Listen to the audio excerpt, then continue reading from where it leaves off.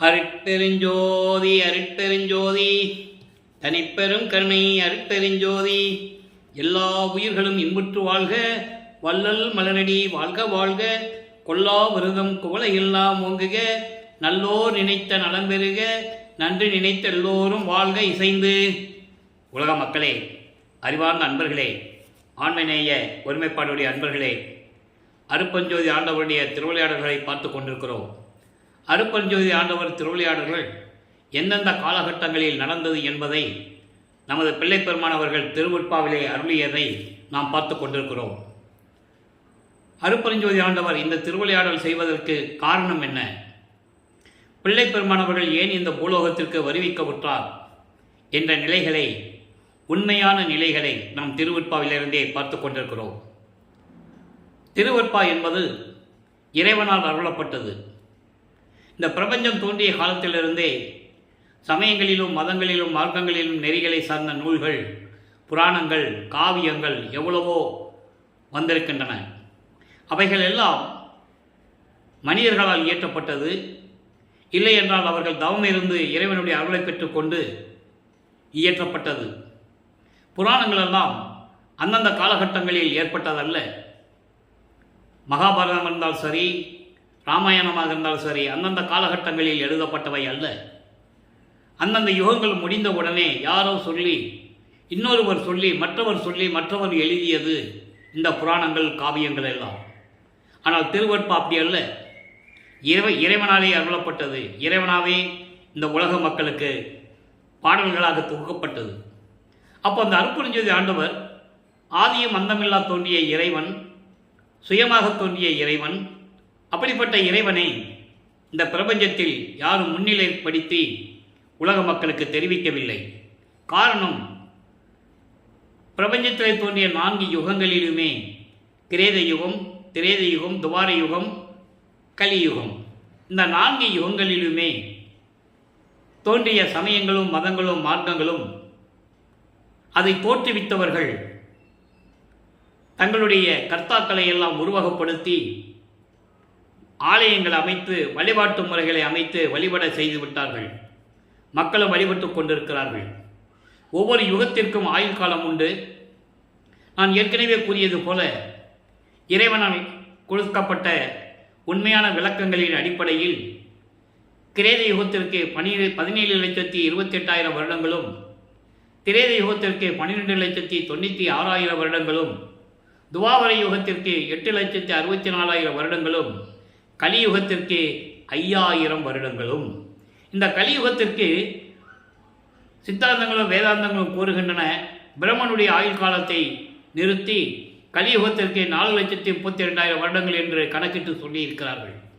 ஆனால் நம்ம பிள்ளை பெருமானவர்கள் கலியுகத்திற்கு 5,000 வருடங்கள் தான் என்பதை, அந்த பிரபஞ்சத்தின் உண்மையை உலக மக்களுக்கு அறிவித்திருக்கிறார்கள். காரணம், அவரால் மட்டும்தான் கூற முடியும். அவர் இறைவனுடைய மகன், அவரால் தான் கூற முடியும், மற்ற யாராலையும் கூற முடியாது. அப்போ இந்த நிலையில் இருக்கும்போது இந்த ஒவ்வொரு யுகத்திற்கும் ஆயுள் காலம் உண்டு அல்லவா? அந்த ஆயுள் காலம் முடிந்தவுடனே அந்த யுகம் அழிந்துவிடும். அந்த யுகத்தில் தோன்றிய அவதார புருஷர்கள், பிறந்தவர்கள், இறந்தவர்கள், பிறந்து இறந்து பிறந்து இறந்து வர வேண்டும். அப்போ அந்த யுகம் முடிந்த உடனே அந்த யுகத்தில் தோன்றிய மார்க்கங்கள் அழிந்துவிடும், சமயங்களும் அழிந்துவிடும். உதாரணத்திற்கு கிரேத யுகத்திலே அதனுடைய மார்க்கம் கலங்க மார்க்கம், ஒரே சண்டை சச்சரவுகள். அது கலங்க மார்க்கம், உண்மையான மார்க்கம் அல்ல. அந்த மார்க்கம் அழிந்துவிடும். அதே நேரத்தில் அந்த யுகத்தில் தோன்றிய சமயங்களுடைய நெறிகள் அழிந்துவிடும். அதன் பிறகு வேறு யுகம் தோன்றும். வேறு யுகம் தோன்றும் போது திரேத யுகம். அந்த திரேத யுகத்தில் மார்க்கம் திராவக மார்க்கம். அந்த யுகம் முடிந்தவுடனே, எல்லாம் முடிந்த பிறகு, ராமன் சராயு நதியிலே கலந்த பிறகு அவர் உடம்பை அப்படிதான் கொண்டு போகணும். அவர் சராயு நதியிலே கலந்த பிறகு, அந்த யுகம் முடிந்த பிறகு அதில் தோன்றிய நெறிகள் எல்லாம் மறைந்துவிடும். அதன் பிறகு வேற யுகம் தோன்றும், துவார யுகம். அதனுடைய மார்க்கம் நவநீத மார்க்கம். அப்போ திருமாலுடைய அவதாரங்கள் ஒவ்வொரு யுகத்திலும் நடந்து கொண்டிருந்தது. அந்த அந்த அவதாரங்களை கொடுத்தது யார் என்றால் அருட்பெருஞ்சோதி ஆண்டவர். ஏதோ காரியங்களுக்காக அந்த அவதாரங்களை கொடுத்து அவர்களுக்கு தொழிலை கொடுத்து இந்த பிரபஞ்சத்தை இயக்க வைத்தது அருட்பெருஞ்சோதி ஆண்டவர் என்பதை பாடலின் மூலமாக நாம் பார்த்து கொண்டிருக்கிறோம். திருவெட்பாவிலே குறிப்பாக அருட்பெருஞ்சோதி அகவலிலே தெளிவாக அருளியிருப்பார்கள். சிருட்டி தலைவரை சிருட்டி அண்டங்களை அருள்திறர் வகுத்த அருட்பெருஞ்சோதி. ஒவ்வொரு பதத்தலைவனுக்கும் தெளிவாக நமக்கு அருளியிருக்கிறார்கள். சிருட்டி தலைவன் என்பது படைக்கும் தொழிலை செய்யக்கூடிய பிரம்மன். அதே போல காவல் செய் தலைவரை காவல் அண்டங்களை ஆவகை அமைத்த அருட்பெருஞ்சோதி. காவல் செய்கின்ற தலைவன் யார்? திருமால். அவங்களெல்லாம் தலைவன், கடவுளர்கள் அல்ல. அருட்பெருஞ்சோதி கடவுள் நிலைக்கு கோடான கோடி பங்கு கீழ்த்தரத்தில் இருக்கின்றவர்கள் என்று கூறுவார். அப்ப இறைவனால் படைக்கப்பட்டவர்கள். அந்த யுகம் முடிந்த உடனே அவன் அழிந்து விடுவான், வேற யுகம் பிறக்கும். அப்புறம் வேற யுகத்தில் அவங்க வருவாங்க. அதெல்லாம் வல்லப்பமன் சொல்லுவார், செத்து செத்து பிறக்கும் இத்தேவர்கள் முன் தேவர்கள் என் முன் வழியிலர் என்று கூறுவார். அவர்களாம் செத்து செத்து தான் பிறக்கணும், உடம்பை இந்த மண்ணில் போட்டு தான் போகணும். ஆக இந்த நிலைகள் திருவிளையாடல் நடந்து கொண்டிருந்த போது இந்த சமயங்களையும் மதங்களையும் மார்க்கங்களையும் விரும்பி இன்றைய வரையில் அந்த நெறிமுறைகளை பின்பற்றி கொண்டிருக்கின்ற மக்களுக்கு அந்த உண்மையை சொல்ல வேண்டும். இதெல்லாம் அழிந்து விட்டது, இதெல்லாம் முடிந்து விட்டது என்ற நிலை உலக மக்களுக்கு தெரியப்படுத்த வேண்டும். அப்போ பிரம்மன், திருமால், ருத்திரன், மகேஸ்வரன், சதாசிவம் போன்ற 5 தலைவர்களில் 4 தலைவர்கள் பிரம்மனும் திருமாலும் ருத்திரனும் மகேஸ்வரனும் அவருடைய ஆயுள் காலம் முடிந்து அவருடைய பதவிகள் பறிக்கப்பட்டு அந்த 4 தொழில்களையும் கடைசி காலத்தில் சதாசிவம் செய்து கொண்டிருக்கிறார். 5 தொழில்களையும். அப்போ இந்த 5 தொழில்களை செய்து கொண்ட சதாசிவத்துடைய ஆயுள் காலம் 43,20,000 வருடங்கள். அதிலே 51 வருடங்கள் பாக்கி இருக்கின்றன. இந்த 51 ஆண்டுகளுக்கு பிறகு இந்த பிரபஞ்சத்தை இயக்குவதற்கு ஒரு ஆள் வேணும். ஏற்கனவே பதவி இழந்தவர்கள் தவம் இருக்கிறார்கள். யார்? பிரம்மன், திருமால், ருத்திரன், மகேஸ்வரன் எல்லாம். அவர்களுக்கு பதவியை கொடுப்பதற்கு அருட்பெருஞ்சாண்டவருக்கு மனம் இல்லை. ஏனென்றால் இதுவரையில் 4 யுகங்களிலுமே அவர்கள் ஒரு சமரசமான ஒரு நிலையை உருவாக்கவில்லை. சமயங்களையும் மார்க்கங்களையும் மதங்களையும் உருவாக்கி விட்டார்கள் என்பதை திருவெட்பாவிலே தெளிவாக நமக்கு அருளியிருக்கிறார்கள். சமயங்கள் என்பது சைவம், வைஷ்ணவம், கௌவாரம், காணாபத்தியம், சௌரம், சாகதம், இப்படி ஒவ்வொரு சமயங்களுக்கும் தலைவர்கள் உண்டு. சைவ சமயத்தின் தலைவன் சிவபெருமான், வைணவ சமயத்தின் தலைவன் திருமால், இப்படி ஒவ்வொரு சமயத்திற்கும் தலைவர்கள் உண்டு. அதன் விளக்கங்கள் நம்ம ஏற்கனவே கூறியாச்சு, ஏற்கனவே சொல்லியாச்சு. அப்போ இந்த நிலையில் இருக்கும்போது இதெல்லாம் தேவையில்லை உலக மக்களுக்கு என்ற நிலையை உலக மக்களுக்கு உணர்த்த வேண்டும். அதே நேரத்தில் இந்த 4 யுகங்கள் முடிந்தவுடனே இப்போ இருக்கின்ற யுகத்தில் இது சதுர யுகம், ஒளி யுகம் என்று கூறுவார் பிள்ளைப்பெருமான் அவர்கள். இந்த ஒளி யுகத்தில், ஒளி யுகம் என்பது இறைவனுடைய அருளாற்றல் படைத்த யுகம், காலம் சுத்த சன்மார்க்க காலம். அப்போ இந்த காலகட்டங்களில் உலக மக்களுக்கு இதெல்லாம் தேவையில்லை, சுத்த சன்மார்க்கம்தான் உண்மையான மார்க்கம் என்று உலக மக்களுக்கு சொல்ல வேண்டும். அதோடு மட்டுமல்ல, உலக மக்களை எல்லாம் சுத்த சன்மார்க்கத்தில் இணைக்க வேண்டும், உலக மக்களெல்லாம் இன்புற்று வாழ வேண்டும் என்பதற்காகவே அருட்பெருஞ்சோதி ஆண்டவர் தன் அருளால் ஒரு ஆண்மகனை பெற்றெடுத்து செல்வப்பிள்ளை என்று பெயரிட்டு வளர்த்து கொண்டிருக்கிறார். காலங்கள் நெருங்கி கொண்டிருக்கிறது. அப்போ தனது மகனை ஒரு பூலோகத்தில், இந்த மண்ணுலகில் ஒரு தாயின் வழியாக வருவிக்க செய்ய வேண்டும். அந்த மகன் சமயங்களையும் மதங்களையும் மார்க்கங்களையும் பின்பற்றி, சைவ சமயத்தை பின்பற்றி, சிவாய நம, நமச்சிவாய, சிவபெருமான் என்று வழிபட வேண்டும். சைவ சமயத்தின் அடையாளமாகிய திருநூரை பூசிக்கொண்டு, உத்தராட்சமாலை போட்டுக்கொண்டு சிவபெருமானை வழிபட வேண்டும். இந்த நிலையில் தன் மகனை இருக்க வைப்பதற்காக தான் பெற்றெடுத்த செல்வ பிள்ளையை ஒரு தாயின் வழியாக வருவிக்க வேண்டும் என்பதற்காக ஒரு தாயின் கருவறையில் இருந்து எப்படி திருவிளையாடல் நடந்தது என்பதை தான் பார்த்து கொண்டிருக்கிறோம். நமது பிள்ளை பெருமானவர்கள், நமது குழந்தை இறைவன் உபசாரத்தால் பெற்ற தாய் என்பால் ஒருத்தி என் கருவறையிலே இருக்கும்போது அவர் கூறுகின்ற உண்மைகள் இதெல்லாம் அப்படியே திருவெட்பாவில் இருக்கிறது. நண்பர்களை, நான் ஏற்கனவே கூறியது போல இங்கே சொல்லப்படுகின்ற அத்தனை கருத்துக்களும் விளக்கங்களும் கற்பனை அல்ல, கதை அல்ல, சொந்த கருத்தல்ல, திருவெற்பாவில் இருக்கின்ற விளக்கங்கள் என்பதை இங்கே நான் பதிவு செய்ய கடமைப்பட்டிருக்கிறேன். ஆக ஒரு தாயின் கருவறையில் இருக்கும்போது என்ன திருவிளையாடல் நடந்தது? இந்த பிரபஞ்சத்தில் தோன்றிய அத்தனை திருவிளையாடல்களையும் சொன்னார்கள். சிவபெருமான் திருவிளையாடல், திருமால் திருவிளையாடல், முருகன் திருவிளையாடல், எல்லா பதத்தலைவர்களுடைய திருவிளையாடல்களை கூறினார்கள். எல்லா தத்துவத்துடைய தலைவர்களினுடைய திருவிளையாடல்களை கூறினார்கள். உண்மையான இறைவனின் திருவிளையாடலை யார் கூறியது? திருவெற்பாவிலே நமக்கு வல்லப்பமான அருளியதனால் இந்த உலக மக்களுக்கு அதை சொல்ல வேண்டிய கடமை இருக்கிறது. அவர் ஒரு குழந்தை இறைவன். நம்ம பிள்ளை பெருமானவர்கள் தாயின் கருவறையிலே இருக்கும்போது அங்கே கருவறையிலே என்ன திருவிளையாடல் நடந்தது? அப்பாட்ட கேட்குறாரு, நான் சுதந்திரமாக உங்ககிட்ட இருந்தேன், ஒரு தாயின் கருவறையில் கொண்டு போய் இருட்டறையில் அடைச்சி வச்சுட்டேன்னு சொல்லுவார். இருட்டாக இருக்கிறதே, பயமாக இருக்கிறதேன்னு சொல்லுவார். உடனே தந்தை மகனுடைய சொல்லை கேட்டு அங்கே கருவறையிலே ஒளி காட்டுகிறார். அந்த வெளிச்சத்தை பார்த்து மகன் மகிழ்கிறார். தந்தை மகிழ்வோடு இருக்கிறார். அதன் பிறகு தனது மகன் பசி என்று கூறும்போது தன் மகனுக்கு அருளமுதம் ஊட்டுகிறார். இதெல்லாம் கருவறையில் நடக்கு. அப்போ அந்த நிலையில் இருக்கும்போது மகனுக்கு பசியின் மகன் பிள்ளை சொல்லிட்டானேன்னு சொல்லி அருளமுதம் ஊட்டுகிறார். உடம்பு புழுக்கமாக இருக்கிறது என்று சொல்லும்போது தென்றல் காற்று வீசுகிறார். இதெல்லாம் சொல்லிதான் ஆக வேண்டும். தினமும் பதிவிடும்போது, திருவிளையாடல்களை சொல்லும்போது முன்னால் இருக்கிற எபிசோடை சொல்லிதான் ஆகணும். அப்போ இந்த நிலையில் இருக்கும்போது அந்த கருவறையில் இருந்து நமது குழந்தை இறைவன் 10 மாதம் கழித்து இந்த மண்ணுலகை தொடும்போது வானவர்களும் தேவர்களும் ரிஷிகளும் முனிவர்களும் வாழ்த்துகிறார்கள், வணங்குகிறார்கள். எங்களை எல்லாம் ஆளப்போகும் அருள் கடலை என்று சொல்லி வணங்குகிறார்கள். இது பாடல்கள் உண்டு. அதை விளக்கத்தை எல்லாம் பார்த்து விட்டோம். அதன் பிறகு 5 மாத குழந்தையாக நமது பிள்ளை பெருமானவர்கள் இருக்கும்போது நமது பிள்ளை பெருமானவர்கள் வருவிக்கூற்ற இடம் சிதம்பரம் அருகிலே மருதூர் என்ற கிராமத்திலே 5/10/1823 ஆண்டு இந்த பூலகத்திற்கு வருவிக்க உற்றார். அதுக்கப்புறம் திண்ணையிலே, அதாவது சிதம்பரத்திலே தில்லையிலே ஒரு திருவிழாவுக்காக குடும்பத்தோடு போயிட்டு இருக்காங்க.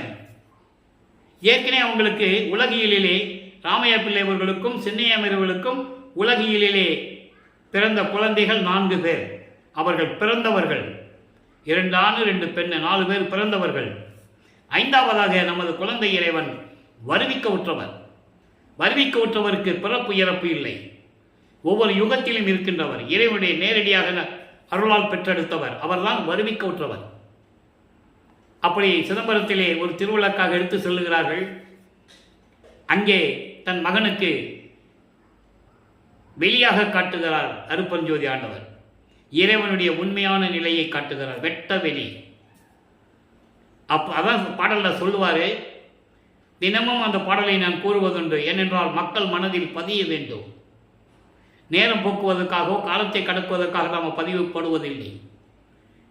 உண்மையான பிரபஞ்சத்தின் உண்மைகளை, உலக மக்களுக்கு திருவெற்பாவிலே கூறப்பட்ட உண்மைகளை சொல்ல வேண்டும். அப்பா தன் மகனுக்கு எப்படி காட்டுகிறார் என்பதை பாடல்களிலே கூறுகிறார். தில்லை தளத்திடையே திரை தூக்க தரிசித்த போது வேய்வகை மேல் காட்டாதே எந்தனக்கே வெளியாய் காட்டிய மெய்வுறவா மெய்ப்பொருளே என்று கூறுவார். வேய்வகை மேல் காட்டாதே என்பது, அதான் சொல்றேனே, உருவம் இல்லாமல். இப்போ சிவபெருமானா எப்படி உருவகப்படுத்தினாங்க? தலையில கங்கை, திரைசந்திரன், கழுத்தில் பாம்பு, சூலாயுதம், இப்படியெல்லாம் காலை வாகனம் மீது உட்கார்ந்திருப்பார். இப்படியெல்லாம் உருவப்படுத்தினார்கள். இப்படியெல்லாம் உருவம் இல்லாமல், எந்த விதமான உருவம் இல்லாமல் வெளியாக காட்டிய மெய் உறவா மெய்ப்பொருளே. அங்கதான் நீங்க கவனிக்கணும். மெய் உறவாம் மெய்ப்பொருளே. மெய் உறவு என்பது உண்மையான தந்தை. அப்போ இறைவனுடைய மகன் இறைவனுடைய திருவிளையாடலால் இங்க வந்திருக்காருன்னு அர்த்தம். அதை புரிஞ்சுக்கணும். மெய்ப்பொருளை என்பது அருட்பெருஞ்சோதி ஆண்டவர். இந்த நிலைகள் முடிந்த பிறகு சில காலங்கள் கழித்து ராமையா பிள்ளை அவர்கள் இறந்தவுடனே சின்னையம்மையார் அவர்கள் குழந்தைகளை அழைத்து கொண்டு பொன்னேரி பக்கத்தில், சென்னை பக்கத்தில் பொன்னேரி, அங்கே சின்னக்காவனம் என்ற ஒரு கிராமம். அதான் அந்த அம்மையார் பிறந்த ஊர். அங்கே பிழைக்க போகிறாங்க. குழந்தைகளை கூப்பிட்டு எப்படியாவது பிழைச்சிக்கலாம், குழந்தைகளை காப்பாற்றணுமே அப்படின்ட்டு அங்கே போகிறாங்க. அங்கே சில காரணங்களால் இருக்க முடியவில்லை. சென்னையிலே வந்து குடியேறுகிறார்கள். சென்னையிலே ஏழுகணர் பகுதியிலே வீரசாமி முதலியார் என்ற தெருவிலே குடியேறுகிறார்கள். இப்போ அந்த இடத்துக்கு பேர் வள்ளலார் நகர் என்ற பேர். இப்போ கூட போனால் நீங்கள் பார்க்கலாம். நமது இறைவன் தோன்றும் துணையான காலத்தில், வாழ்ந்த காலத்தில் இருந்த வீடு அங்கே இருக்குது. அங்கே குடியேறுகிறார்கள். காலங்கள் கடந்து போகிறது, ஆண்டுகள் உருண்டோடுகிறது. நமது குழந்தை இறைவன் வளர்ந்து கொண்டிருக்கிறார். உலகியலிலே முறைப்படி அவரை பள்ளியில் சேர்க்க வேண்டும், பாடசாலையில் சேர்க்க வேண்டும் என்று பாடசாலையிலே சேர்க்கிறார்கள். அங்கே படிக்க அவருக்கு மனமில்லை. காரணம், இறைவனுடைய திருவிளையாடல் நடக்குது. எப்படி? தனது மகன் எந்த ஆசிரியரிடமும் உலகியல் படிப்பை படிக்கக்கூடாது, இந்த சந்த படிப்பை படிக்கக்கூடாது, தனது மகன் யாரையும் குருவாக ஏற்றுக்கொள்ளக்கூடாது. இந்த நிலையில் இறைவனுடைய திருவிளையாடல் நடக்கும்போது அவர் எப்படி படிக்க முடியும்? அப்போ படிக்க முடியாதுன்னு வந்துட்டாரு. அப்போ வீட்டில் பிரச்சனைகள் எப்படி இருக்குன்னு நமக்கு தெரியும். ஒரு குழந்தைய பள்ளிக்கூடத்தில் சேர்த்து படிக்க முடியாதுன்னு சொல்லிட்டு வந்தால் எவ்வளவு பிரச்சனைகள் இருக்குன்னு தெரியும். அந்த மனநிலையில் நமது குழந்தை இறைவன் தனிமையான ஒரு இடத்தை விரும்புகிறார், நாடுகிறார். அப்படி கிடைத்த இடம்தான் கந்தகோட்டம் என்ற ஒரு இடம். அங்கே ஒரு முருகன் கோயில் இருக்கிறது. இப்போ பிள்ளைப்பெருமான் அவர்களுக்கு அவர் யார் என்ற நிலை அவருக்கு தெரியாது. மனம் ஒரு நிலையில் இல்லை. வீட்டில் பிரச்சனை, வெளியிலும் பிரச்சனை, பார்க்குறவங்கெல்லாம் சொல்கிறாங்க. அப்போ அந்த நிலையில் இருக்கும்போது நமது பிள்ளைப்பெருமான் அவர்கள் 8 ஆண்டுகள் முடிந்து விட்டது. 1823ஆம் ஆண்டு தொடங்கிய திருவிளையாடல் 30/1/1874 இரவு 12 மணி வரையிலும் 51 ஆண்டுகள் திருவிளையாடல் நடக்கிறது. இந்த 51 ஆண்டுகளை 8 ஆண்டுகளாக பிரித்து தனது மகனுக்கு அருளை கொடுத்து கொண்டிருக்கிறார். 6 பகுதிகளாக, 6 8 48. இறுதியான அந்த 3 வருடங்கள் தான் மேட்டுக்குப்பம் என்ற கிராமத்திலே சித்தி வளாகத்திலே நடந்தது, திருவிளையாடல் நடந்தது. அப்போ முதல் 8 ஆண்டுகளில் ஒன்றுமே இல்லை. 2வது 8 தொடங்குகிறது, 9வது ஆண்டில் தொடங்குகிறது. 9வது ஆண்டிலிருந்து 16 ஆண்டுகளுக்குள் என்ன நடந்தது, இறைவனுடைய திருவிளையாடல் எப்படி நடந்தது, நமது குழந்தை இறைவன் பிள்ளைப்பெருமானுடைய நிலை என்ன, உலக மக்களுக்கு சொல்ல வேண்டும், திருவருட்பாவிலிருந்து சொல்ல வேண்டும். அப்போ 9வது ஆண்டில் இறைவன் தன் மகன் முன் தோன்றி, மகனே, நீ என்னால் வருவிக்க உற்றவன், காரணம் காரியங்கள் எல்லாம் முன்பருவம் பின்பருவம் காட்டி உனக்கு அருள் செய்வேன் என்று சொல்லி, ஞானத்தை பெற்றுக்கொள் மகனே என்று சொல்லி மறைந்து விடுகிறார். அதன் பிறகு நமது பிள்ளைப்பெருமான் அவர்களுக்கு இறைவனால் வருவிக்க உற்றவன், இறைவனால் வருவிக்க உற்ற மகன் என்ற நிலை மட்டும் தெரியும். மீதி நிலைகளெல்லாம் மறைப்பு நிலையும் மறப்பு நிலையும் இருக்கிறது. அதனுடைய விளக்கங்களை பாடலின் மூலமாக நாம் ஏற்கனவே கடந்த காலங்களில் பார்த்துவிட்டோம். அதன் பிறகு ஞானம் பெற்றுக்கொண்ட பிறகு முறையீடு செய்கிறார், சிவபெருமானிடம் முறையீடு செய்கிறார். ஏனென்றால் இவர் சைவ குலத்தில் வருவிக்க உற்றவர், சைவ சமயத்தை சார்ந்திருக்கிறார்கள். சைவங்களும், அதாவது சமயங்களும் மதங்களும் மார்க்கங்களும் சூழ்ந்திருந்த காலகட்டங்களில் இவர் சைவ சமயத்தை சார்ந்தது இருந்ததனால், சைவ குலத்தில் வருவிக்க உற்றதனால் சிவபெருமானை வழிபட்டு கொண்டிருக்கிறார். அப்போ அவருக்கு சுத்த சன்மார்க்கம் தெரியாது, அருப்பஞ்சோதி ஆண்டவர் யாருன்னு அவருக்கு தெரியாது. ஒரே ஒரு நிலை மட்டும் அவருக்கு தெரியும், இறைவனால் வருவிக்க உற்ற மகன் என்ற நிலை தெரியும். வெளியே யார்ட்டையும் சொல்ல முடியாது, சொல்லவும் கூடாது. அப்போ இந்த நிலையில் இருக்கும்போது சிவபெருமானிடம் முறையீடு செய்கிறார். 1ஆம் திருமுறை உருவாகிறது. திருவருள் முறையீடிலிருந்து இறைவனுடைய திருவிளையாடலை பார்த்து கொண்டிருக்கிறோம்.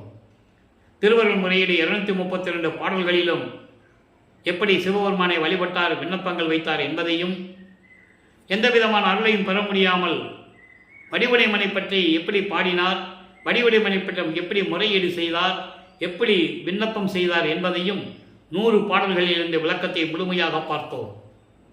இப்போ வல்லப்பமானவர்கள் இதெல்லாம் முடிந்த பிறகு இப்போ சிவபெருமானை பற்றி சொல்லும்போது சிவநேச வெண்பா என்ற பதிகத்திலிருந்து 100 பாடல்கள் இருக்கின்றன. அதிலிருந்து விளக்கங்களை பார்த்து கொண்டிருக்கிறோம். இன்னைக்கு 2வது பாடல். இப்போ வல்லப்பெருமான் அவர்கள் 9வது ஆண்டிலிருந்து 12 ஆண்டுகளுக்குள் இருந்து கொண்டிருக்கிறார். இந்த நிலை எப்படி தொடர்கிறது என்பதை பார்த்து கொண்டிருக்கிறோம். நல்லா கவனிச்சுக்கிட்டே வரணும். இறைவனிருந்த ஞானம் கிடைச்சிருச்சு, முறையீடு செய்கிறார். சிவனேச வெண்பா. சிவனேச வெண்பா என்பது சிவனை பற்றி பாடுவது. நின்னை பித்தா நித்தா நிமலா என நீ நினைப்பித்தால் ஏழை நினைப்பேன். நினைப்பின் மறப்பித்தால் ஆயினும் மறப்பேன். எவையும் பிறப்பித்தாய் என்னால் என் பேசு. என்னால் என்ன ஆக முடியும்? நான் என்ன சொல்லி என்ன பிரயோஜனம்?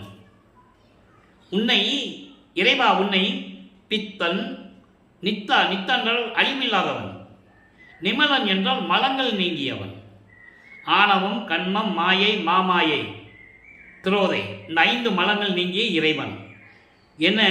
என்னை நீ நினைக்க செய்தால் நினைப்பேன். என்னை நீ நினைக்க செய்தால் நினைப்பேன். உன்னை வணங்க சொன்னால் நான் வணங்குவேன். அதுவும் இல்லாமல் அதன் பிறகு உன்னை மறப்பித்தல், உன்னை நினைக்காமல் வணங்காமல் நீ எனக்கு ஒரு மறப்பு நிலையை கொடுத்திருந்தால் நான் என்ன செய்ய முடியும்? மறந்துதான் இருக்க முடியும். ஆனால் இந்த நிலை ஏற்படக்கூடாது. ஏனென்றால் எல்லாவற்றையும் படைத்தவன் நீ. எல்லா உலகங்களையும் படைத்தாய், எல்லா உயிரினங்களையும் படைத்தாய். என்னையும் நீ இந்த பூலோகத்திற்கு வருவிக்க செய்தாய். என்னையும் வருவிக்க செய்தால் இதில் நான் சொல்லுவதில் என்ன இருக்கிறது? எல்லாமே உன் செயல்தானே. விரைவில் வந்து நீ எனக்கு அருள வேண்டாமா? விரைவில் வந்து எனக்கு அருள்வாயாக. உன்னாலே வருவிக்க உற்று ஒரு தாயின் கருவறையிலே இருட்டறையிலே இருந்து இந்த நிகழ்ச்சியை மகாதேவ மாலையிலே 87வது பாடலிலே அழகாக சொல்லுவார். எம்பெருமானே நின் விளையாட்டென் சொல்வேன் நான், ஏதும் அறியா சிறியேனே. அந்த இருட்டறையில் பொத்த சூழ் சிறு வீட்டில் அடைச்சி வச்சு எப்படியெல்லாம் நான் துன்பப்பட்டேன் என்றெல்லாம் கூறுவார். நல்லா புரிஞ்சுக்கணும். இதெல்லாம் இறைவனுடைய திருவிளையாடல். இறைவனுடைய திருவிளையாடலை சொன்னாதான் வல்லப்பெருமானுடைய நிலை மக்களுக்கு புரியும். வல்லப்பெருமானவர்கள் வருவிக்க விட்டு 202 ஆண்டுகள் முடிவடைந்த நிலையிலும் கூட அவருடைய உண்மையான நிலையை எப்படி வருவிக்க விட்டார் என்ற நிலையை உலக மக்களுக்கு சொல்ல வேண்டும். பிறந்தார்னு சொல்லக்கூடாது. பிறந்தார்னே சொல்றாங்க. அதுவே அடிப்படையில் உண்மை அல்ல. அவர் பிறந்தவர் அல்ல, வருவிக்க விட்டவர் என்ற நிலையை உலக மக்களுக்கு தெரியப்படுத்த வேண்டும். ஆக இந்த நிலையில் சிவனேச வெண்பாவிலே இறைவனை பற்றி சொல்லுகிறார், முறையீடு செய்கிறார். எல்லாமே உன் செயல்தானே. நான் சொல்லுவதில் என்ன இருக்கிறது? நான் உன் மகன் அல்லவா? உன்னால் வருவிக்க விட்டான் அல்லவா? விரைவில் வந்து எனக்கு அருள்வாய் என்று கூறுகிறார். நல்லா கவனிக்கணும். இப்போ சிவபெருமான் தான் இறைவன் நினைச்சிட்டு வழிபாடு செஞ்சுட்டு இருக்காரு. சரியை கிரிய யோகம் 12 நிலைகளையும் கடக்கணும். அப்போ சமயங்களையும் மதங்களையும் மார்க்கங்களையும் கடக்கணும். இப்போ தெரியாதவருக்கு பின்னாலேயும் சொல்லுவார். அந்த நிலையை இன்னைக்கு நம்ம பார்க்க போகிறோம். நல்லா கவனிச்சுக்கிட்டே வாங்க. இப்போ இந்த நிலை தொடர்ந்து முடிந்த பிறகு 13வது ஆண்டில் ஞானத்தை பெற்ற பிறகு திருவொற்றியூருக்கு சென்று தியாகராஜ பெருமானை வழிபட்டு முறையீடு செய்து விண்ணப்பங்கள் வைத்து எப்படியாவது அருளை பெற வேண்டும் என்று சொல்லி நமது பிள்ளை பெருமானவர்கள் குழந்தை இறைவன் 13வது ஆண்டில் கால் வலிக்க நடந்து தாங்கள் குடியிருந்த பகுதியிலிருந்து திருவொற்றியூருக்கு நடந்தே செல்லுகிறார். நல்ல மனசில் கவனிச்சுக்கிட்டே வரணும். நீங்கள் பாருங்க, இறைவனுடைய மகன் தெரியும், வெளியே சொல்ல முடியாது, எப்படி கஷ்டப்படுறான்னு நீங்கள் புரிஞ்சுக்கணும். திருவொற்றியூருக்கு போகிறார்.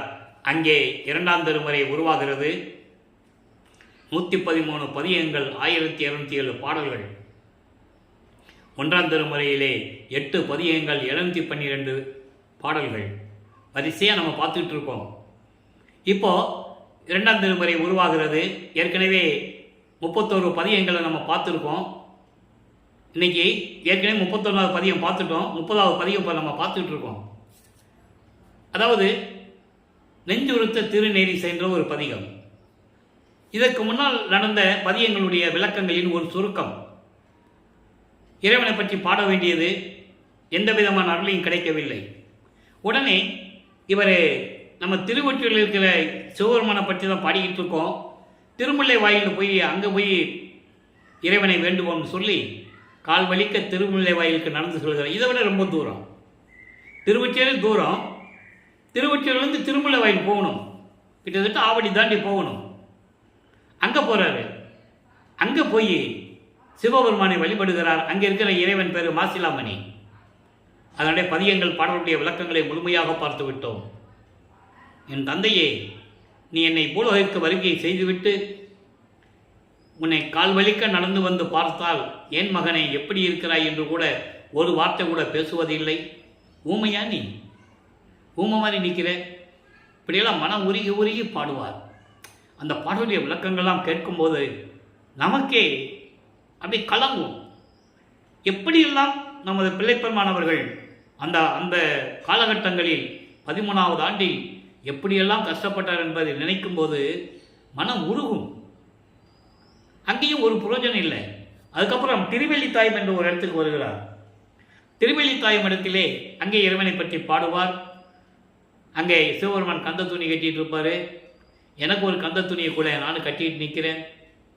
இந்த நிலையில் இருக்கும்போது என்னை பற்றி கவலை இல்லை என் தந்தையே, பெற்ற மகனை தெருவில் விட்டு விட்டானே என்று சொல்லி அந்த பழி சொல்லும் இழி சொல்லும் உன்னை வந்து சூழ்ந்து விடுவேன், உன்னை தூற்றுவார்களே, அதற்காகத்தான் நான் வருத்தப்படுகிறேன். நான் துன்பப்படுவதை பற்றி எனக்கு கவலை இல்லை என் தந்தையே, விரைவில் வந்து அருள வேண்டும் என்றெல்லாம் பாடுவார். அந்த நிலைகள் முடிந்தும் அங்கே சொல்லிட்டு வந்துடுவார். இனிமேல் திருமலை வாயிலுக்கோ திருவள்ளித்தாயத்துக்கோ நான் வரமாட்டேன்னு சொல்லிட்டு வந்துடுவார். இப்போ மறுபடியும் திருவொற்றியூரிலே நெஞ்சுறுத்த திருநேரிசையிலே இன்னைக்கு 17வது பாடலை நல்லா கவனிங்க. நெஞ்சுறுத்த திருநேரிசை என்பது மனதை கட்டுப்படுத்துவது, மனதிடம் சொல்லுவது. மனம் ஒரு குரங்கு. வல்லப்பமானவர்கள் இப்போ 16 ஆண்டுகளுக்குள் இருந்து கொண்டிருக்கிறார். உலகியலிலே ஒரு ஆண்மகன் 16 வயசு வந்த உடனே அவனுடைய மனநிலை எப்படி இருக்கும் என்பது நமக்கு தெரியும். அது இயற்கை. அந்த நிலையில் இருக்கும்போது இப்போ இறைவனிடம் எப்படி முறையீடு செய்கிறார், மனதை எப்படி கட்டுப்படுத்துகிறார் என்பதை பார்க்கிறோம். நல்லா கவனிங்க. வேண்டாமை வேண்டுவது மேவி, வேண்டாமை வேண்டுவது மேவி, தவமுடையோர் தீண்டாமை யாது, அது நீ தீண்டாதே. தீண்டாமை யாது, அது நீ தீண்டாதே. மனதிடம் சொல்லுகிறார். ஈண்டு ஆமை ஒன்றவ போல், ஆமை ஒன்றவ போல் நெஞ்சே நீ ஒன்றி ஒற்றியூரான் பால் சென்று தொழு கண்டாய் தினம். மனமே, ஒரு இடத்தில் நில்லு முதல்ல, ஒரு இடத்துல நில்லு முதல்ல. மானு மாதிரி தாவி போகிறது, குரங்கு மாதிரி தாவி போகிறது, அந்த நிலையிலிருந்து மாறணும். அப்போ சொல்கிறாரு, நீ ஒற்றியூரான போய் வணங்கணும், தினமும் போய் வணங்கணும். காரணம் என்ன? அதாவது தேவையில்லாதவற்றை தவம் இருந்து தேவையில்லாதை வேண்டுவது, வேண்டாதவற்றை வேண்டுவது, தேவையில்லாத வேண்டுவது. இப்படி தவம் செய்கின்றவர்கள் அடியார் போல் நீயும் இருக்காதே. இங்கே நல்லா கவனிக்கணும். அடியார்கள் தவம் இருக்கின்றவர்கள் சுயநலத்துக்காக இருக்கின்றவர்கள். அதுதான் சமயங்களையும் மதங்களையும் மார்க்கங்களையும் சார்ந்த முனிவர்கள், ரிஷிகள், அடியார்கள். உலக நன்மைக்காக, உலக மக்களுக்காக யார் தவம் இருந்தது? மற்றவர்களிடம் தான் உயர வேண்டும், எல்லாரும் எனக்கு வேண்டும், மற்றவர்களை அடக்கி ஆள வேண்டும், என்னை யாரும் வெல்லக்கூடாது, இப்படி தான் தவம் இருந்தவர்கள். அதை சொல்றாரு. அப்படியெல்லாம் நீ இருக்கக்கூடாது.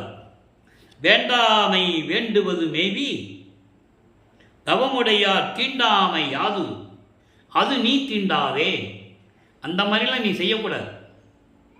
அந்த மாதிரி செய்யாம ஆமை ஒட்டி கொள்ளுவது போல, ஆமை ஒன்றுவது போல், ஆமை ஒட்டி கொள்ளுவது போல மனமே நீயும் இறைவனிடம் ஒட்டி கொள்ள வேண்டும்.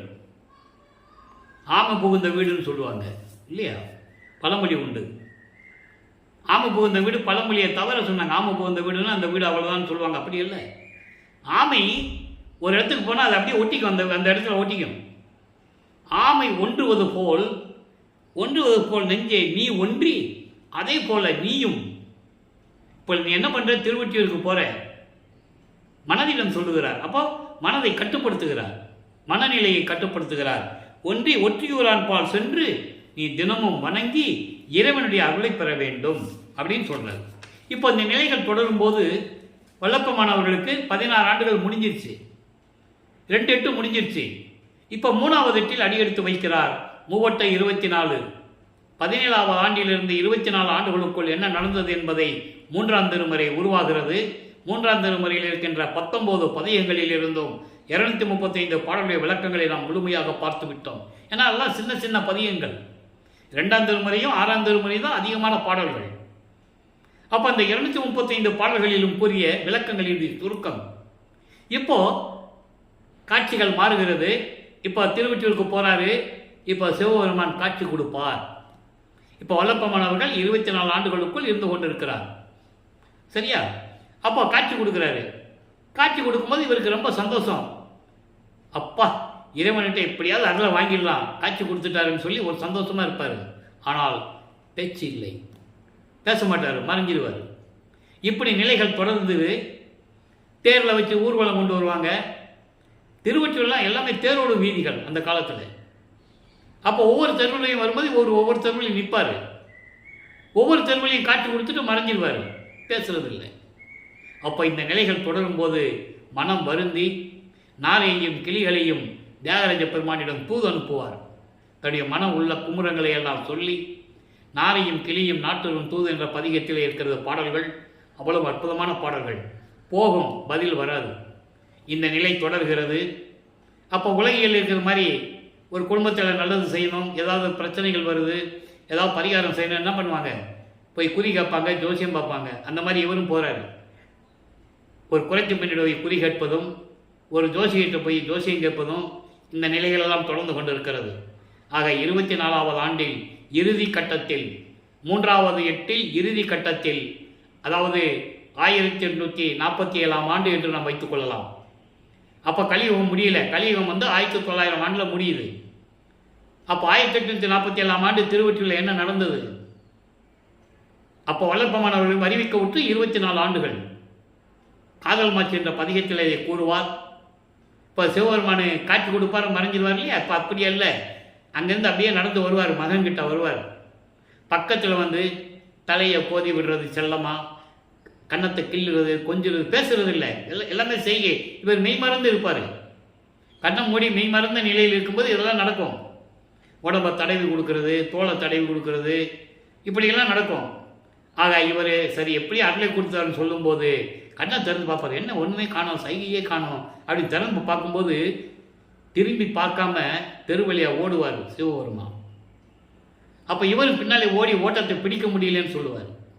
அப்போ அங்கே இருக்கிறவங்க கேட்பாங்கல்ல, என்ன ராமலிங்கம், ஏன்னா தினமும் அங்கே அவர் இருக்கிறனால ராமலிங்கன்ற பெயர் அங்கே இவர் பிரபலமாயிட்டார் திருவொற்றியூரில். இவர் நிலைமையை சொல்லுவார். இந்த மாதிரி சிவபெருமான் ஓடினாரு, என்னை பார்த்து ஓடுறாரு, நானும் ஓடினேன், பிடிக்க முடியலன்னு சொல்லும்போது அவங்கள் இவரை கேலி பண்ணுவதும் கிண்டல் செய்வதும், இந்த கலியுகத்தில் இதெல்லாம் நடக்கிற காரியமான கிண்டல் செய்வதும் எல்லா நிலைகளும் தொடர்ந்து கொண்டிருக்கும் போது இவர் பதிலும் சொல்லுவார். அந்த பதில் அப்படியெல்லாம் இருக்கட்டும், நான் இறைவன் மீது கொண்டுள்ள காதலை என்னால் கனவில் கூட மறக்கவும் முடியாதுன்னு சொல்லி பதில் சொல்லுவார். இதோட 3வது எட்டு முடிஞ்சது. அப்போ 4வது எட்டில் அடியெடுத்து வைக்கிறார். 25வது ஆண்டிலிருந்து 32 ஆண்டுகளுக்குள் அந்த 8 ஆண்டுகள் என்ன நடந்தது என்பதை பாடலின் மூலமாக 4ஆம் திருமுறை உருவாகிறது. 8 பதிகங்களிலும் 197 பாடல்களுடைய விளக்கங்களை நாம் முழுமையாக பார்த்து விட்டோம். அதனுடைய ஒரு சுருக்கம் 27வது ஆண்டில், அதாவது தோராயமாக 1850ஆம் ஆண்டு என்று கணக்கில் வைத்துக் கொள்ளலாம். 1850ஆம் ஆண்டு இவருக்கு 27வது ஆண்டு வருவிக்க உற்று.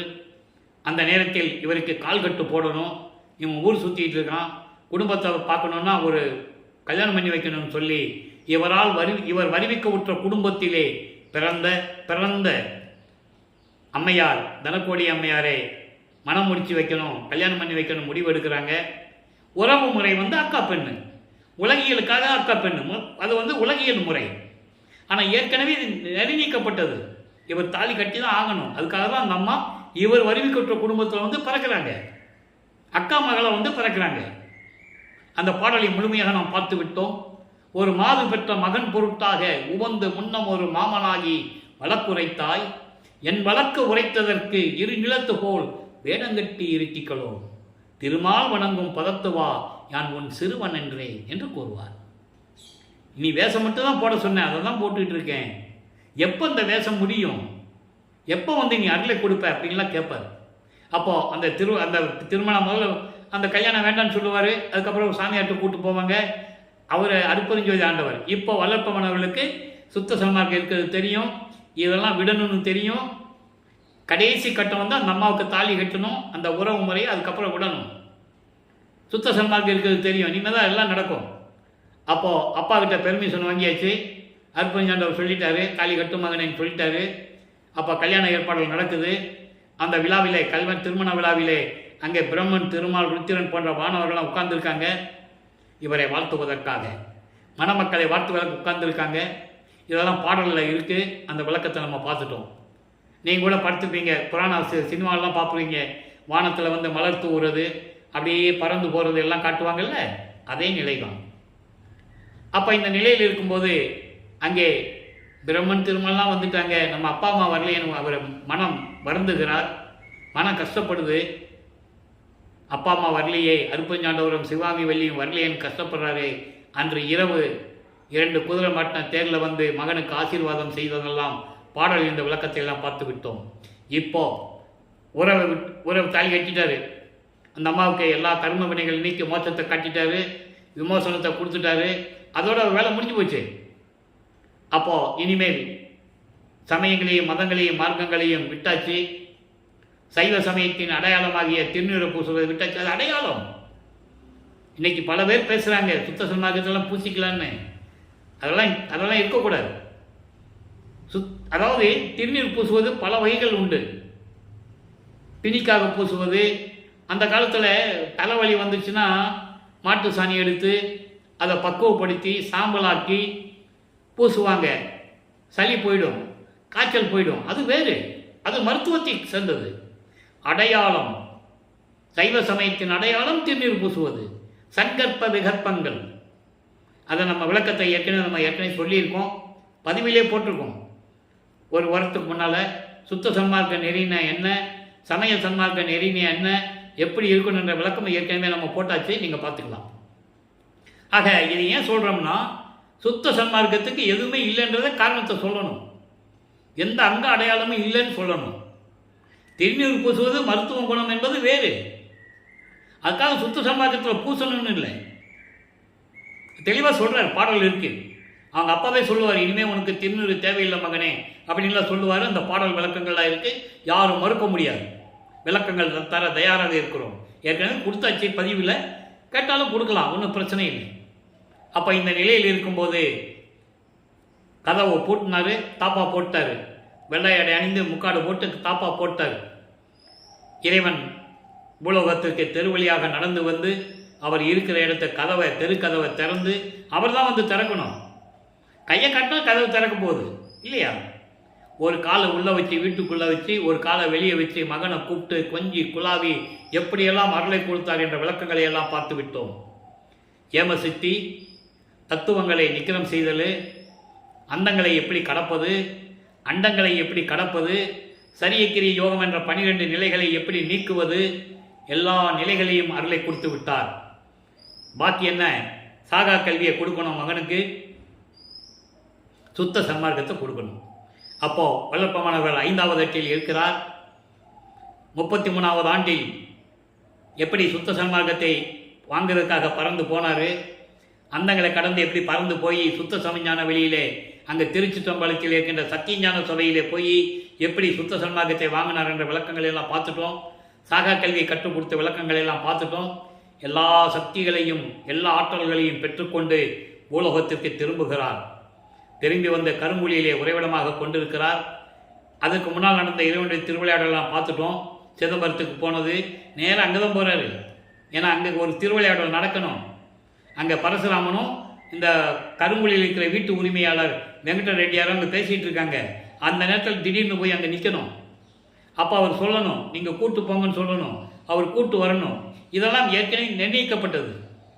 அப்போ கருங்குழியிலே வந்து 9 வருடங்கள் இருக்கும்போது அங்கே தந்தையும் மகனும் எப்படி உரையாற்றினார்கள் என்பதை விளக்கமாக பார்த்து விட்டோம்.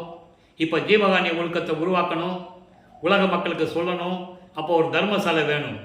அதுக்கு திட்டமிடுகிறார்கள். அருட்பெருஞ்சாதனவரும் நமது பிள்ளை பெருமானவர்களும் திட்டமிட்டபடி வடலூரிலே பார்வதிபுரம் மக்களிடம் பேசி திட்டமிட்டபடி அந்த இடத்தை பெறுகிறார். அப்போ கருங்குழியிலிருந்து விடைபெறணும். அந்த அவர் இருந்த இடத்திற்கு தண்ணீரால் விலக்கரித்த இல்லம் என்று ஒரு பெயரை ஏற்படுத்திவிட்டு, அதெல்லாம் திருவிளையாடல்.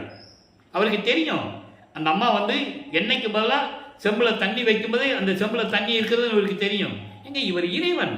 அப்போ எல்லாருடையும் பெற்றவர் அவர், மெஞ்ஞானம் கொண்டவர். ஞானம் இல்லை, மெஞ்ஞானம். ஞானம் என்பது வேறு, மெஞ்ஞானம் என்பது இறைவனுடைய செயல், இறைவனுடைய நினைவாற்றல், அந்த அருளாற்றல் எல்லாமே உண்டு. ஆக தான் இருக்கிற இடத்துக்கு ஒரு பேர் வரணும்.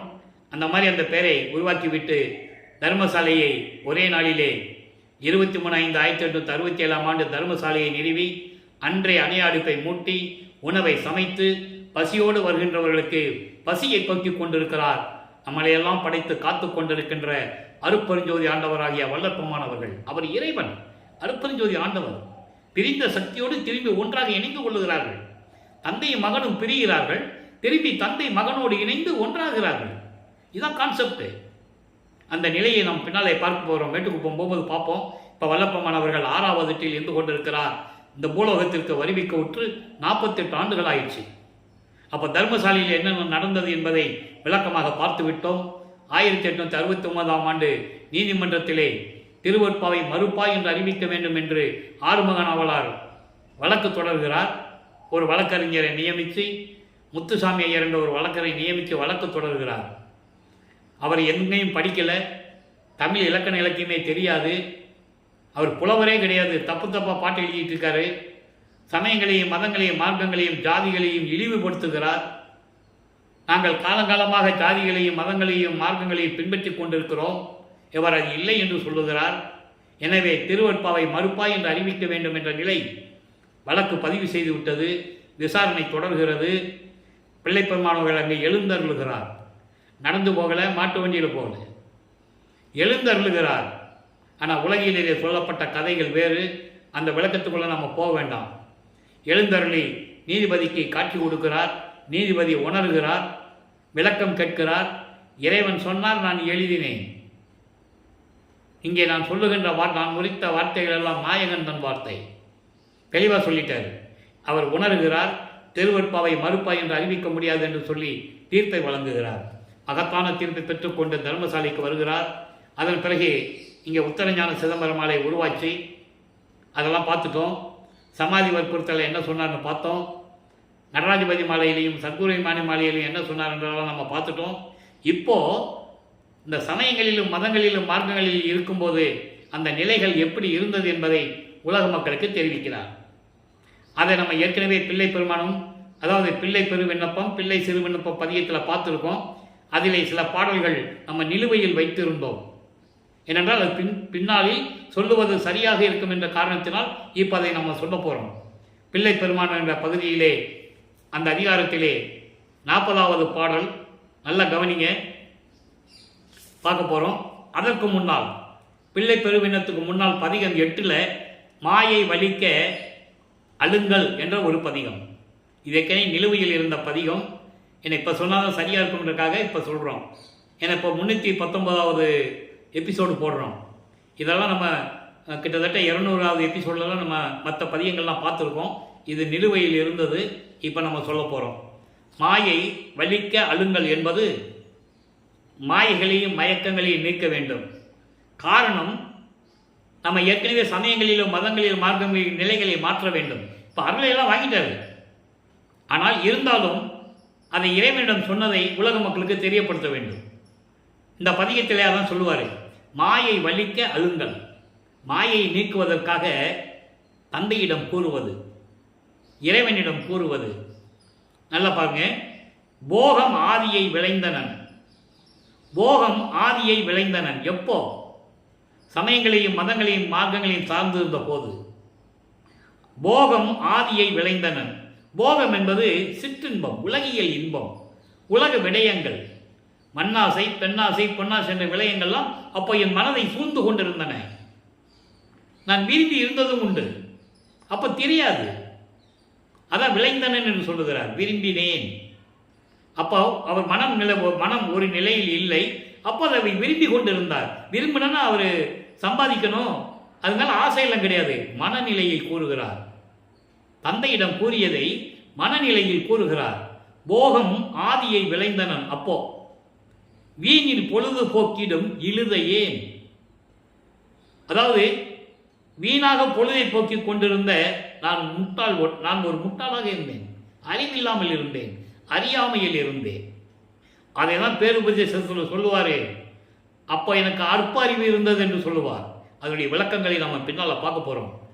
அந்த அற்ப அறிவு என்றதான் இங்கே இழுதை ஏன் சொல்கிறார். இழுதை என்றால் என்னடா பேய் மாதிரி சுற்றிட்டு இருக்கேன்னு சொல்லுவாங்கல்ல. இழுதை என்றால் பேய்.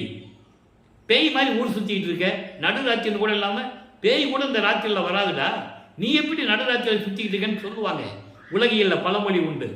பேய் மாதிரி சுற்றிக்கிட்டு இருக்கான்னு சொல்லுவாங்கல்ல, அதை இங்கே கூறுகிறார். வீணாக பொழுதை போக்கிக் கொண்டு நான் அப்படியெல்லாம் இருந்தேன். அழியா தேகம் ஆதியை பெற முயன்று அறியேன். அப்போ இந்த உடம்பு உன்னால் வருவிக்கப்பட்ட இந்த உடம்பு இருக்கிறதே, இந்த உடம்பை அழியாத தேகமாக மாற்றுவதற்கு என்ன முயற்சி செய்ய வேண்டும் என்ற நிலையை நான் அறியாமல் இருந்தேன். அதாவது முன்னால் நடந்தது சொல்றாரு. அப்பெல்லாம் நான் அப்படிதான் இருந்தேன். சிறங்கு நெஞ்ச குரங்கோடும் உழல்வேன். ஒரு குரங்குக்கு சிறங்கு வந்தா என்ன ஆகும் தெரியுமா? அதை சொரிஞ்சு புண்ணாகி செப்டிக் ஆகி கடைசியில் செத்து போகும் அந்த குரங்கு. அதை போல இந்த மனம் இருக்கிறதே, மனம் ஒரு நிலையில் இல்லாமல் குரங்கு போல, நோய்வாய் வந்த குரங்கு போல அலைந்து கொண்டிருக்கிறது.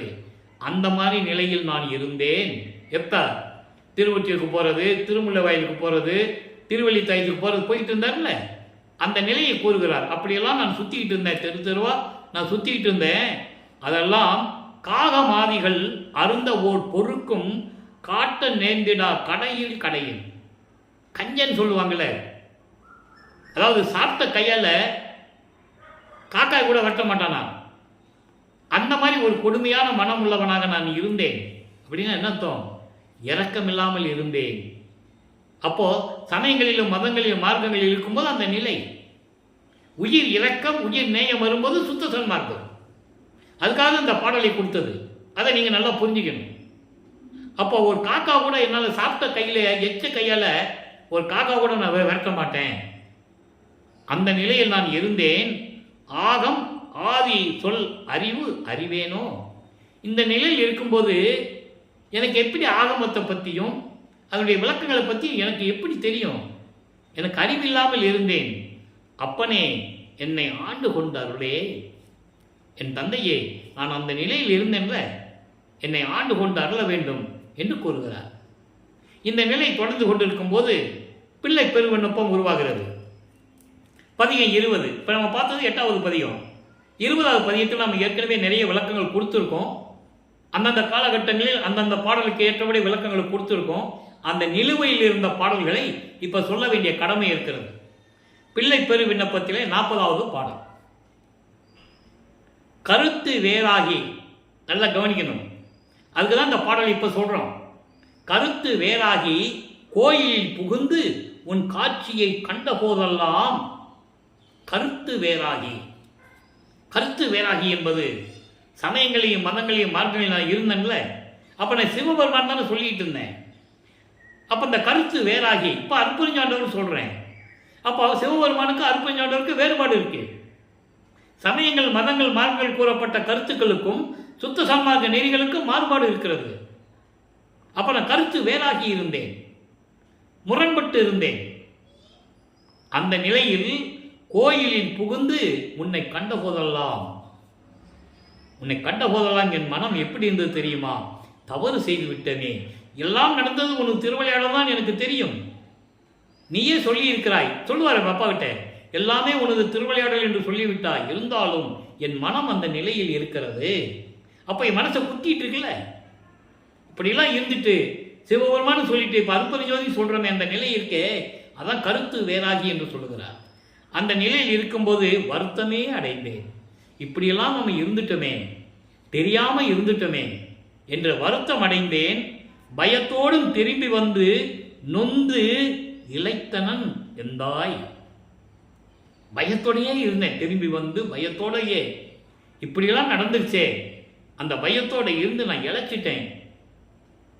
என் தந்தையே, என் தாயே, நிறுத்தனே. நிறுத்தனே என்பது திருவிளையாடல் செய்து கொண்டு அருள் நடனம் செய்து கொண்டிருக்கின்ற இறைவனே, நின்னை துதித்த போதெல்லாம் நெகிழ்ச்சி இல்லாமையில் உன்னை வணங்கும் போதெல்லாம் இந்த மனம் இருக்கிறதே எனக்கு, இதற்கு முன்னால் இப்படியெல்லாம் இருந்து விட்டோமே என்று நினைச்சு உன்னை வணங்கும் போதெல்லாம் இப்போ உன்னை வணங்கும் போதெல்லாம் நெகிழ்ச்சி இல்லாமையினால் நடுங்கி பருத்த என் உடம்பை பார்த்திடாது அஞ்சி படுத்ததும் ஐயா நீ அறிவாய். கடவுளே, இப்படியெல்லாம் என் உள்ளம் நடுங்கிக் கொண்டிருந்தது. இந்த உடம்பை பார்த்து சகிக்க முடியாமல், இந்த உடம்பை பார்த்து சகிக்க முடியாமல் நான் இருந்ததெல்லாம் பார்த்து எப்படியெல்லாம் பயந்தேன் தெரியுமா என்று கூறுவார். இவ்வளவு பாடல்கள் தெரியுமா நண்பர்களே? அத்தனையும் அருள் பாடல்கள், அத்தனையும் உண்மைகள், தத்துவங்கள் அல்ல, அத்தனையும் உண்மைகள். இந்த பிரபஞ்சத்தில் நடந்த உண்மைகள், இவர் இறைவனால் வருவி கூற்ற பிறகு நடந்த உண்மைகள், சமயங்களிலும் மதங்களிலும் மார்க்கங்களில் இருக்கும்போது நடந்த உண்மைகள், அதை நினைத்து இப்போ அவர் வருத்தப்படுகின்ற உண்மைகள், இதெல்லாம் நீங்கள் யோசித்து பார்க்கணும். வல்லப்பமானவர்கள் எப்படியெல்லாம் இருந்தார் என்பதை பார்க்க வேண்டும். அவர் துறவி அல்ல. அப்படிதான் அன்றைய காலத்திலிருந்து இன்றைய வரைக்கும் பேசிக் கொண்டிருக்கிறார்கள்.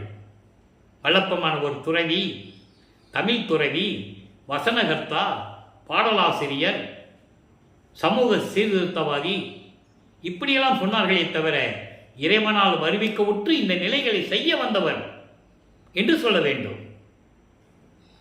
மூட நம்பிக்கையை அகற்ற வந்தவர், வருவிக்க உற்றவர், சமயங்களையும் மதங்களையும் மார்க்கங்கள் எல்லாம் தேவையில்லை என்று சொல்ல வந்தவர், அதெல்லாம் பொய் என்று சொல்ல வந்தவர்கள் என்று சொல்ல வேண்டும். பொறித்த மதமும் சமயமும் பொய்யே, அவற்றில் புகுதாதீர். ஞானசரியில் சொல்லுவார். அந்த விளக்கங்களை நம்ம பின்னால் பார்க்க போகிறோம். அதோடு மட்டுமா, சுத்த சன்மார்க்க கொடி ஏற்றும் போது ஒரு பாடலை சொல்லுவார். வெதிக்கும் சமய குழியில் விளைந்தேன் தன்னை விழாத வகை மறித்து ஒரு பேரறிவு அளித்த வள்ளல் கொடி. அதாவது துன்பங்களையும் துயரங்களையும் தரக்கூடிய இந்த சமயங்களிலும் மதங்களிலும் மார்க்கங்களில் சொல்ல அந்த குழியில விழப்போன என்ன விழாத வகை தடுத்து, வேண்டாம் மகனே, இதுவரைக்கும் நீ இருந்தது போதும், நான் சமயங்களிலும் மதங்களிலும் மார்க்கங்களிலும் உன்னை இருக்க வைக்கத்தானே உனக்கு திருவிளையாடல் செய்தேன் உன்னிடம், போதும் என்று சொல்லி என்னை தடுத்து எடுத்து வந்து சுத்த சன்மார்க்கத்தை கொடுத்து பேரறிவு கொடுத்த வள்ளல் கொடி, சுத்த சன்மார்க்க கொடி, சுத்த சன்மார்க்கத்தின் தலைவன் என்று சொல்லுவார். அதோடு மட்டுமா, இன்னொரு பாடல்கள், நிறைய பாடல்களில் உண்டு. உடைந்த சமய குழி நின்று எழுந்து உணர்மின் அழியா ஒரு நெறியா சன்மார்க்க திருநெறி பெற்று வந்தே. உடைந்த சமய குழி என்றார். மீள முடியாத சமய குழி, சாக்கடை, எல்லாம் இதிகாசங்கள்லாம் பொய்ன்னு சொல்லுவாருங்க. பாடல் உண்டு. ஆக இப்படியெல்லாம் இருக்கின்ற சமய குழியில் விழுந்து விட்டோமே என்று நீங்கள் உணர்ந்து எந்திரிச்சு வாங்க. நான் தானே சுத்த சன்மார்க்க நெறி. உன்னை அப்படியே குளிப்பாட்டி நீ சாக்கடையில் விழுந்தாலும் சரி, துர்நாற்றம் பிடிச்ச சாக்கடையில் விழுந்தாலும் சரி, உன்னை நல்லா குளிப்பாட்டி சீருடை அடித்து வெள்ளை ஆடை கொடுத்து உன்னை சன்மார்க்க நெறியை நான் கற்றுத்தருகிறேன் என்று கூறுவார். இது அங்கே உண்டு, பாடலிலே உண்டு. அதை நம்ம பின்னால் பார்க்க போகிறோம். ஆக இங்கே பிள்ளை பெருவனத்தில் என்ன சொன்னார் என்ற விளக்கத்தை நம்ம பார்த்துட்டோம். மனசு எப்படி இருக்கும் நீங்களே நினச்சி பாருங்கள். இப்போ நம்ம சின்ன வயசில் ஒரு தப்பு பண்ணுறோம், சின்ன வயசில் அறியாத வயசில் ஒரு தப்பு பண்ணுறோம். விவரம் தெரிஞ்ச பிறகு ஐயோ அது தப்புன்னு நமக்கு தெரியுது, ஆனால் அதை மறக்க முடியாது. மறக்க முடியுமா? முடியாது. அதை நம்ம சொல்கிறோம், நான் இப்படியெல்லாம் இருந்தேன், இப்போ அதை நான் விட்டுட்டா கூட அதை நினைத்து பார்க்காம இருக்க முடியல அப்படின்னு ஒரு நிலை நமக்கு இருக்கும். அதே நிலை தான் இந்த நிலை என்பதை நீங்கள் புரிந்து கொள்ள வேண்டும். அடுத்து பாருங்க, சிவ சிவ ஜோதி 118வது பதிகம். சிவ சிவ ஜோதி, சிவ சிவ என்பது அருப்பெருஞ்சோதி. அருப்பெருஞ்சோதி தான் சிவ சிவ ஜோதி என்று சொல்லுகிறார். அதில் 2வது பாடல் இறைவனுடைய நிலையையும் தன்னை எப்படி ஆட்கொண்டார் நிலையையும் எளிமையாக சொல்லுவார். அதை நம்ம சொல்ல வேண்டிய கடமை இருக்கிறது. சித்து உருவாம் சுயஞ்சோதி. சித்து உருவம், சித்து உருவம் என்பது சுயம் ஜோதி என்பது சுயமாக தோன்றிய இறைவன் அருப்பெருஞ்சோதி. ஆதியும் அந்தமில்லா தோன்றிய இறைவன் சுயமாக தோன்றியவன் சுயம் ஜோதி. அதான சித்து உருவாம். சித்து உருவாம் என்பது மெஞ்ஞான வடிவம். மெஞ்ஞான வடிவம் என்பது இயற்கை உண்மை விளக்கத்தின் அடிப்படையில் உருவான இறைவன். அதான் சத்து சித்துன்னு சொல்லுவார். சத்து என்பது இயற்கையின் உண்மை, சித்து என்பது அந்த இயற்கை உண்மையின் விளக்கம். அதான் சித்து உருவம் என்று சொல்கிறார். சித்து உருவத்தின் சுயஜோதி எல்லாம் செய்திட வல்ல சிதம்பர ஜோதி. நான் ஏற்கனவே சொல்லியிருக்கேன், சிதம்பரம் ஒன்று எண்ணம் சிதம்பரத்துக்கு போயிடக்கூடாது. சிதம்பரத்தில் இருக்கிற நடராஜன் சைவ சமயத்தின் தலைவன். அங்கே எல்லாமே செஞ்சுக்கலாம். நீங்கள் எப்படி வேணால் போகலாங்க. எந்த விதமான நெறிமுறைகள்லாம் கிடையாது. நீங்கள் என்ன வேணாலும் சாப்பிட்டுட்டு போகலாம், என்ன வேணால் குடிச்சிட்டு போகலாம், எப்படி வேணால் போகலாம். ஆனால் இங்கே சத்தியஞான சபையிலும் இங்கே வல்லப்பமான எழுந்தேர்ந்து இருக்கின்ற கரும்புலியும் சரி, அங்கே வரிவிக்க உற்ற இடம் மருதுலையும் சரி, சத்தியஞான சபையிலையும் சரி, அங்கே மேட்டுக்குப்பத்திலையும் சரி, அப்படியெல்லாம் போக முடியாது. அதுதான் கொலையும் புலையும் தவித்தவர்கள் தான் வரணும்னு சொன்னார். வருவார் அழைத்து வாடி, வந்தால் பெறலாம் நல்ல வரமே என்று சொல்லுவார் இல்லையா? வருவார் அழைத்து வாடினா என்ன அர்த்தம்? சொல்லி கூப்பிட்டு வரணும்னு அர்த்தம். அப்போதான் அவன் வருவான். வந்தானே கூட்டுவா, வரலான்னு விட்டுடுன்றார். இங்கே கூட்டம் தேவையில்லை. சுத்த சன்மார்க்கத்தின் நெறிமுறைகளை பின்பற்றவர்கள் வந்தால் போதும். அதுதான் சுத்த சன்மார்க்கம். அப்போ இந்த நெறியில் இருக்கும்போது அதான் சொல்றாரு, எல்லாம் செய்திட வல்ல சிதம்பர ஜோதி. சிதம்பரம் என்பது அருப்பெருஞ்சோதி, வெட்ட வெளி. அதனால்தான் வல்லப்பமானவர்கள் அவர்கள் கையொப்பம் இடும்போது சிதம்பர ராமலிங்கம் என்று இடுவார். நல்லா புரிஞ்சுக்கணும். சமயங்களிலும் மதங்களிலும் மார்க்கங்கள் இருக்கும்போது ராமலிங்க பிள்ளை ஜாதி பெயர் பின்னால் இருக்கும். வல்லப்பமானோட இருந்தவர்கள் மாணாக்கர்கள் என்று சொல்லப்பட்டவர்களும் சரி, அணுக்க தொண்டர்கள் என்று சொல்லப்பட்டவர்களும் சரி, கடைசி வரைக்கும் ஜாதியின் பெயர்களுக்கு பின்னால் வைத்துக் கொண்டிருந்தார்கள். வல்லப்பமான் எவ்வளோ சொல்லி, இறைவன் எவ்வளோ சொல்லி கேட்கல, விட்டுட்டார். அவ்வளோதான், விட்டுட்டார். ஏன்னா இறைவன் அல்ல, அவங்களால் பெற முடியவில்லை. அவரும் ராமலிங்க பிள்ளை தான் போட்டுக்கிட்டு இருந்தார். அவருக்கு தெரியாது. தெரிந்த பிறகு சிதம்பர ராமலிங்கம் என்று எழுதுவார். சிதம்பரம் என்பது வெட்ட வழியில் இருக்கின்ற அருப்பெருஞ்சோதி என்று பொருள். அதான் சிதம்பர ஜோதி. திருச்சிற்றம்பலத்திலே சிதாகாச வெளியிலே இருக்கின்ற சுத்த சிவஞான வெளியில் இருக்கின்ற இறைவன் சிதம்பர ஜோதி. அடுத்து பாருங்க, அத்விதானந்த ஜோதி. அத்விதம் என்பது ஒருமை நிலை, ஒன்னே ஒண்ணுதான். எளிமையான விளக்கம் அது. அத்விதம். துவைதம் என்பது வேறுபாடுகள், முரண்பாடுகள், ஒன்றுக்கு மேற்பட்டது, அது துவைதம். அத்வைதம் என்பது ஒன்னே ஒண்ணுதான், ஒருமை நிலை, பேரின்பமான நிலை. அப்போ அத்விதானந்த, அத்விதம் ஆனந்த ஜோதி. அப்போ ஒருமை நிலையில் இருக்கின்ற, பேரின்பமான நிலையில் இருக்கின்ற, துரியாத நிலையில் இருக்கின்ற, அரிதுயலில் இருக்கின்ற அருப்பெருஞ்சோதி. சொல்லிட்டு சொல்றாரு, என்னை ஆட்கொண்டு. இந்த வார்த்தை தான் ரொம்ப முக்கியம். என்னை ஆட்கொண்டு. 9வது ஆண்டிலே நான் கருவறையில் இருக்கும்போது நடந்த நிகழ்ச்சிகள் வேறு சொல்றாரு.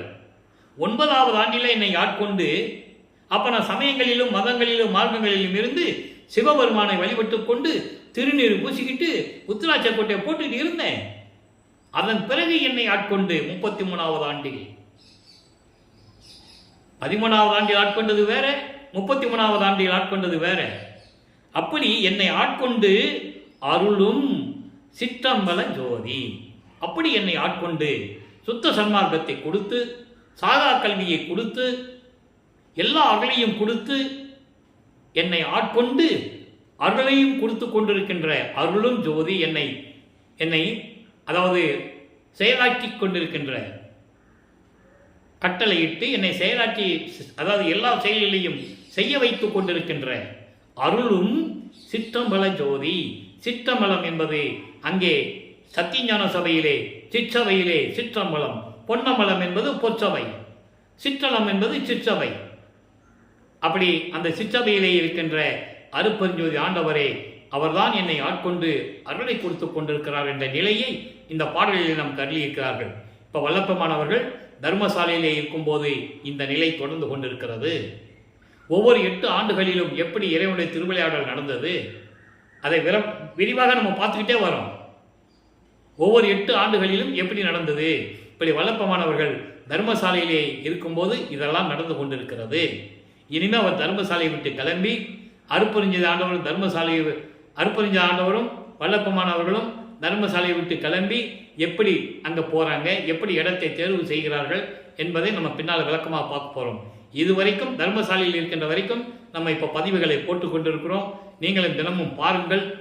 பார்த்து இறைவனுடைய அருளை பெற்றுக்கொண்டு நீங்களும் சுத்த சன்மார்க்கத்தில் இருந்து கொண்டு ஜோதியை வழிபட்டு அருட்பெருஞ்சோதி அருட்பெருஞ்சோதி தனிப்பெருங்கண்ணை அருட்பெருஞ்சோதி என்ற மகாமந்திரத்தை இறைவனிடம் சொல்லி உச்சரித்து சைவ நிலையில் இருந்து கொண்டு மாமிசம் சாப்பிடாமல் உயிர்களை கொல்லாமல் ஜீவ இரக்கத்தோடு உயிர் இரக்கத்தோடு ஆன்மநேய ஒருமைப்பாட்டோடு இருந்து கொண்டு இறைவனை வணங்கி இறைவனுடைய அருளையெல்லாம் பெற்றுக்கொண்டு எல்லா செல்வங்களையும் பெற்றுக்கொண்டு நீங்கள் இந்த வையகத்தில் வாழ்வாங்கு வாழ வேண்டும், நோயற்ற வாழ்வில் நீங்கள் வாழ வேண்டும் என்று இறைவனுடைய அருளை பெற்றவன் என்ற தயவில் அந்த நம்பிக்கையில் நீங்கள் தான் வாழ வேண்டும் என்ற நல்ல எண்ணத்தோடு இந்த வள்ளலார் ஊழியன் விடைபெறுகிறேன். மீண்டும் நாளை சந்திப்போம். நன்றி, வணக்கம். அருட்பெருஞ்சோதி அருட்பெருஞ்சோதி தனிப்பெருங்கருணை அருட்பெருஞ்சோதி. நாளையும் இறைவனுடைய திருவிளையாடல் தொடரும். கண்டு கழித்து இறைவனுடைய அருளை பெற்றுக்கொள்ளுங்கள்.